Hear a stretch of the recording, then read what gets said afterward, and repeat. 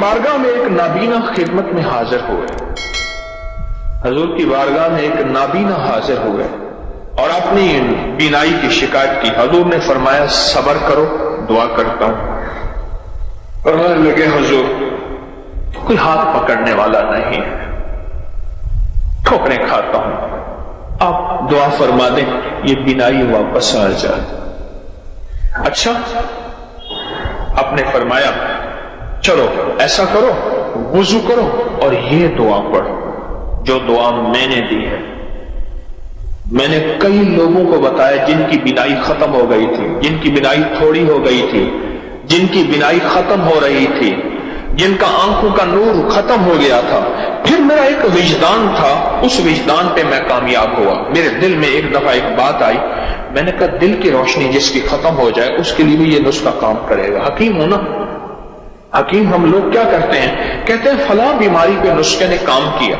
یہ وظیفہ میں نے آقا کا فرمان سنا، حضور کا فرمان سنا۔ میرے حضور نے فرمایا آنکھیں نہیں ہیں، صبر کر لو۔ میں حضور ہاتھ پکڑنے والا کوئی نہیں، ٹھوکریں کھاتا ہوں، آپ کو عنایت فرما دیں۔ میرے حضور نے یہی نسخہ عنایت فرمایا، یہی وظیفہ، اور اس کی آنکھیں ٹھیک ہو گئیں۔ میں نے کئی لوگوں کو دیا جن کے دل کی آنکھیں ختم ہو گئی تھیں، دل کی روشنی ختم ہو گئی تھی، دل کا نور ختم ہو گیا تھا۔ مجھے بے شمار نے بتایا کہ ان کا دل کا نور واپس آیا ہے اور دل کی روشنی واپس آئی ہے اور آنکھوں کا سرور واپس آیا ہے۔ اور اگلے لفظوں میں کیا کہوں، ان کے دل کو کشف شروع ہو گیا ہے اور دل کے اندر نور بھر گیا ہے اور دل کی روشنی ہے۔ جب آنکھیں اندھی ہوں تو ڈنڈے اور سانپ کا پتہ نہیں چلتا، جب آنکھیں اندھی ہوں گڑھے کا آگ کا پتہ نہیں چلتا، جب آنکھیں اندھی ہوں تو پھر آگے دشمن دوست کا پتہ نہیں چلتا۔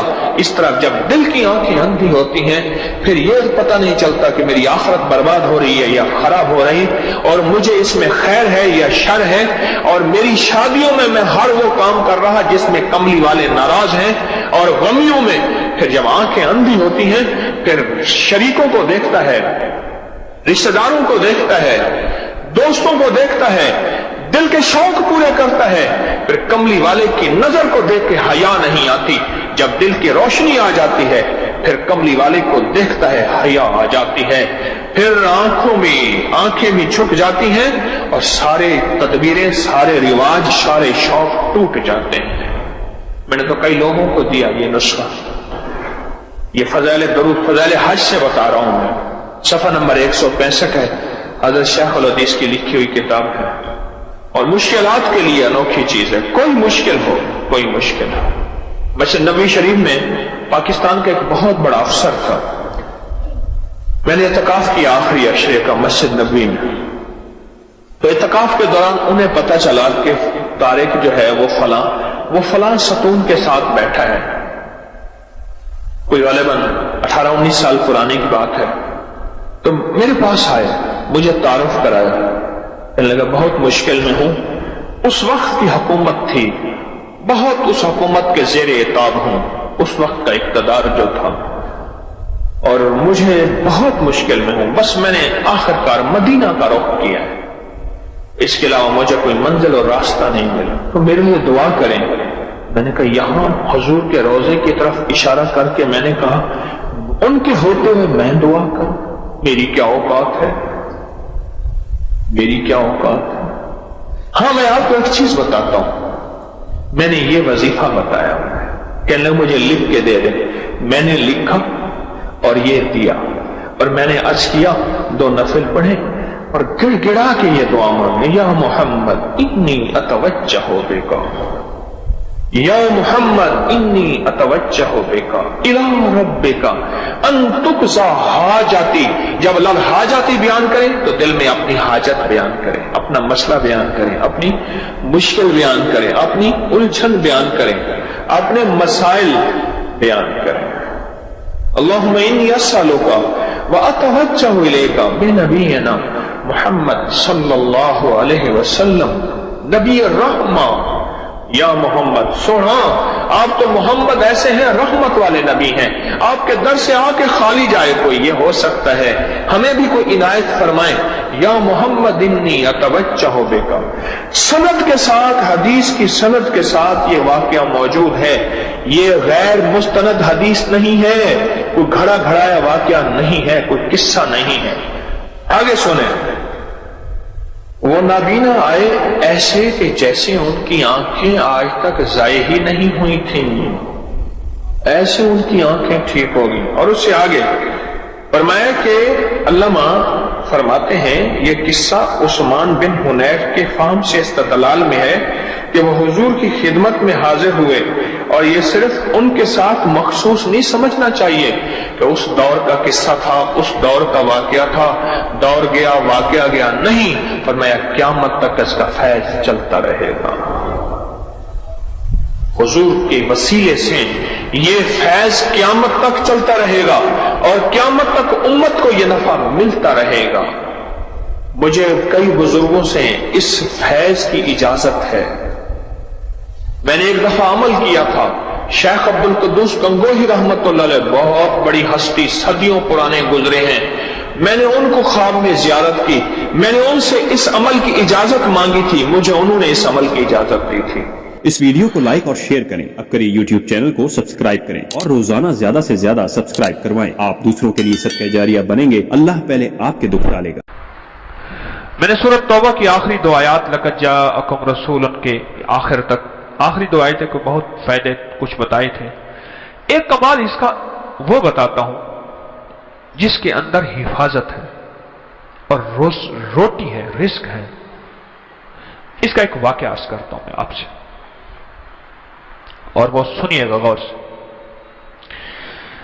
یہ میں محدثین کی روایات کے ساتھ فقہا کی ایک واقعہ بیان کر رہا ہوں، اسی کے ساتھ یہ واقعہ ہے، اسی کا اس کی فضیلت ہے اور اسی کے اندر اس کا فائدہ ہے۔ واقعہ یہ تھا کہ ایک صاحب کہتے ہیں کہ میں بہت مالدار تھا اور میرا بہت بڑا کاروبار تھا، بہت بڑا بزنس تھا۔ میرے پاس ایک باندی آئی، مجھے اس سے بہت محبت ہو گئی، حتیٰ کہ اس کی محبت میں اپنے کاروبار کو بھول گیا، سب کچھ بھول گیا اس کی محبت میں، سب کچھ اتنا بھولا کہ میرا کاروبار آخر آہستہ آہستہ نیچے جانا شروع ہو گیا، اور نیچے جاتے جاتے جاتے میری ہر چیز میری ختم ہو گئی، حتیٰ کہ میں گھر کو بیچنے لگ گیا، گھر کی چیزیں اٹھا کے بیچنا شروع کر دیا، پھر حتیٰ کہ وہ بھی ختم ہو گئی اور میں نے گھر کے ملبے کو بیچنا شروع کر دیا، اینٹیں ہیں، فلاں چیزیں ہیں، توڑ کے اتنا میں نے گھر باقی رکھا کہ سر چھپانے کی جگہ رہے۔ زچگی کا وقت تھا، میری بیوی نے مجھے کہا کہیں سے گوشت لیا، کہیں سے شہد لیا، کہیں سے آٹا لیا، میری ضرورت ہے، اور میں بیوی کو حسرت کی نظر سے دیکھ رہا تھا، میرے پاس کچھ نہیں تھا۔ میں اسی کی محبت میں، اسی باندی کی محبت میں، اسی کے عشق میں تو سب کچھ ختم کر بیٹھا تھا، میں تو کونج مانگوں کر لاؤں، اسی میں تو سب کچھ ختم کر بیٹھا تھا۔ پھرتے ہیں میر خار کچھ پوچھتا نہیں، پھرتے ہیں میر خار کوئی پوچھتا نہیں، اس عاشقی میں عزت سادات بھی گئی، سب کچھ ختم۔ اور پتہ نہیں میری دل میں کیا آیا، میں گھر سے نکلا گھر سے، اور میرے اندر ایک کیفیت آئی کہ اب اس گھر میں اس وقت تک منہ نہیں کروں گا جب تک کہ میں اپنی بیوی کے لیے کچھ کر نہیں سکوں گا، بس میرے اندر یہ کیفیت آئی، اور وہ گھر سے نکلا، اور نکلتے میری کوئی منزل نہیں تھی، ایک شہر میں گیا، اس سے اگلے شہر میں گیا، اس سے اگلے شہر میں گیا، اس سے اگلے شہر میں گیا، مہینوں کا سفر کر کے ایک جگہ گیا، ایک جگہ جا کے میں نے مزدوری کرنا شروع کر دی۔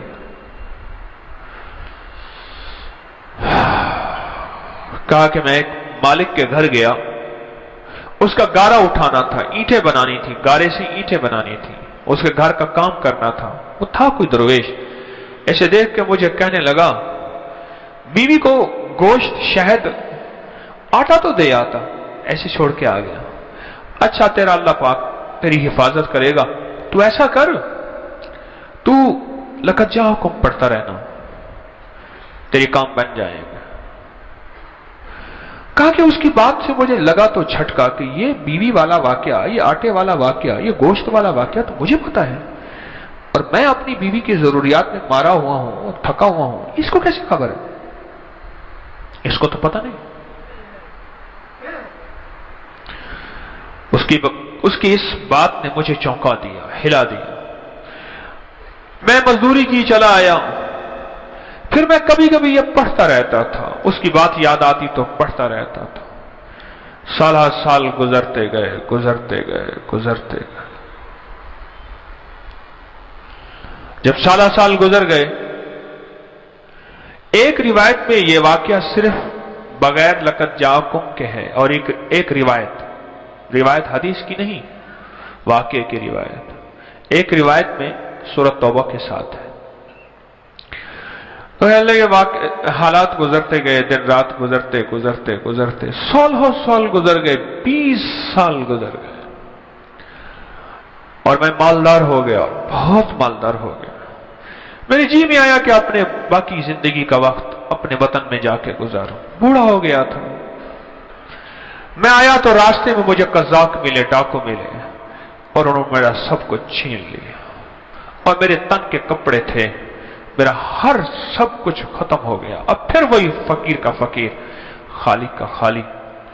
और एक जगह मैंने खड़े होके मैंने एक बंदे से फरियाद की, काफिला जा रहा था, मुझे फला शहर पहुंचा दोगे? मैं उस शहर का रहने वाला हूं, वस्त का वस्त, वासती, बाज लोगों अपने नाम के साथ ना वासती लिखते हैं, वस्त का रहने वाला हूं, क्या मुझे वहां पहुंचा दोगे? कहने लगा हाँ। उस शहर में पहुंचाया। मैं ऐसी अंदाजों से तलाश करते करते अपने घर पे पहुंचा। सुने तदबीर और तकदीर का निजाम, जरा अब तकदीर का निजाम शुरू हो रहा है, अब जरा संभल के बैठिएगा। और कहा कि मैं जमाने का मारा हुआ, हालात की गर्दिशें, गुर्बत भी देखी, तंगदस्ती भी देखी, माल देखा पहले, फिर बांदी से मोहब्बत हो गई, फिर गुर्बत पे आ गया, फिर तंगदस्ती पे आ गया, फिर घर भी बेच डाला, आखिर घर से निकल गया, मुंह कर गया कहीं, फिर मैंने मजदूरियां की, फिर मालदारी पे आ गया, फिर सारे माल का निचोड़ आखिरकार मुझसे डाकुओं ने, कज़ाकों ने लूट लिया। फिर मैंने आखिरी उम्र की गुर्बत और तंगदस्ती देखी।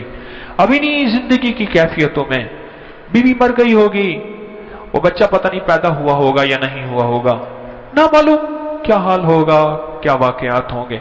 इन्हीं सोचों में ऊपर नीचे तलाश करते करते अपने घर की तरफ गया। देखा तो बहुत बड़ा महल है, और बाहर दुकानें हैं, और वो चहल पहल है। हैरान, काश, लगता है मेरा मकान बिक गया। और बहुत बड़ी हवेली थी, वो बिक गया, और किसी मालदार ने या वजीर ने ले लिया, और उसने अपना घर बना लिया, और मुझे अपनी मुफलसी पे और रोना आया, अपने हालात पे और कहना आया। मुझे कौन जानेगा। वहां एक दुकान थी सब्जी वाले की, मैं उसके पास जाके बैठ गया। उसने मुझे देखा, क्या कोई परदेशी नजर आते हैं? कि हाँ परदेशी हूं। ये घर किसका है? उसने कहा मामून की दाया का घर है। अच्छा, वो जिंदा है? उसने कहा हाँ। कहने लगा उसकी कोई औलाद भी है? कि हाँ एक बेटा है। कहने लगा वो कौन है? कहने मामून रशीद का वो खजांची है। वो कहां है? कहा हवेली के अंदर है, चले जाएं। आप मिलना चाहते हैं? हाँ मैं मिलना चाहता हूं। कहने लगे जब मैंने जवान को देखा तो मैंने कही तो मेरी शक्ल है, मेरा बेटा है। वो गिरा हुआ था, मुंशी लिख रहे थे, माल तोला जा रहा था, महल था अजीब व गरीब। मैं भी जाके बैठ गया। उन्हें हाँ बाबा जी क्या कहते हो? मैं तेरा बाप हूं। उसने देखा ये मेरा घर है बेटा, मैं तेरा बाप हूं। शक्ल मिला अपने से मुझसे। उसने ऐसे ठंडी आंख भरी उठ के चला गया, और जाके अपने गुलामों को कहा कि उस बाबे को ले आओ। मैंने पर्दे के पीछे आहट सुनी। मैंने देखा तो कुछ भी नहीं है, बड़े बड़े पर्दे पड़े हुए, महल, बड़ा लाजवाब मकान। मुझसे कहने लगे, आप मेरे वालिद कैसे हैं? बड़े नरम लहजे में, जैसे कोई बंदा निशानियां पूछने की कोशिश कर रहा हो। कल बेटा, इसका वालिद ऐसा हूं, मैं बेहतरीन सौदागर था, एक बादी से मोहब्बत हो गई, उसमें मैंने सब कुछ अपना लुटा दिया, सब कुछ खत्म कर दिया। मैं एक पल उससे जुदा नहीं होता था, हत्ता कि मेरा कारोबार खत्म हो गया, मेरी गैर मौजूदगी में मेरा कारोबार, मेरे उम्माल, मेरे निगरान खा गए और मैं घर तोड़ के बेचना शुरू कर दिया, हत्ता कि मेरा घर भी खत्म हो गया। फिर मेरा एक बच्चा था, वो यकीनन तू ही होगा, उसकी विलादत थी और मेरी बीवी ने कहा गोश्त, शहद और आटा कहीं से ले आए, और मेरे पास था नहीं, और मैं गम और गैरत के मारे मुंह कर गया और 20 साल के बाद वापस आया। जब ये बात सुनी ना, पीछे से आके बांधी ने इसको लिपट लिया, इस पे लिपट गई कि हाँ, तू ही मेरी जिंदगी का साथी है और वाकई ये तेरा बेटा है और मैं ही तेरी बीवी हूं। मैं तो तेरे इंतजार में अपनी उम्मीदें सारी खत्म कर बैठी थी और गले लग के रोई बहुत ज्यादा। और मैंने उसे कहा, ये कैसे?